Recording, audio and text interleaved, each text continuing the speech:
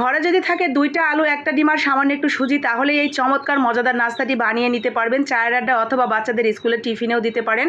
প্রথমে সেদ্ধ 2টা আলু হাত দিয়ে সুন্দর করে এভাবে গোটা গোটা করে একটু ভেঙে নিলাম।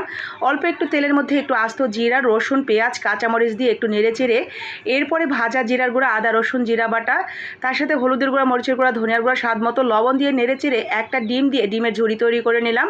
মশলাটা সম্পূর্ণ মিশিয়ে আলুটা দিয়ে নামানোর আগে সামান্য একটু ধনিয়া পাতা দিয়ে নামিয়ে নিয়েছি। এরপরে আবারও একটু তেলের মধ্যে একটু গোটা জিরে ফোড়ন দিয়ে 2 কাপ পানির সাথে আদা রসুন জিরা বাটা আর স্বাদ মতো লবণ, হলুদের গুঁড়া, ধনিয়া পাতা দিয়ে সুজি দিয়ে সুন্দর একটা ডো তৈরি করে নিয়েছি। ডোটাকে ভালো করে মেখে নিয়ে ঠিক এইভাবে আমরা নাস্তাটা শেপ দিয়েছি। দেখেন, দেখলেই একটু বুঝতে পারবেন আপনারা। ঠিক এইভাবে মাঝখানে পুরের যে প্যাটিটা আমরা বানিয়েছি সেটা দিয়ে 2 পাশে থেকে ঠিক এইভাবে চেপে চেপে জয়েন করে দিয়েছি। উপরে একটু দাগ কেটে দিলাম যাতে সুন্দর লাগে দেখতে। এরপরে সামান্য একটু তেল ফ্রাই প্যানে দিয়ে সুন্দর করে এপাশ ওপাশ লাল লাল করে ভেজে নিয়েছি। ব্যাস, অসম্ভব মজার নাস্তা।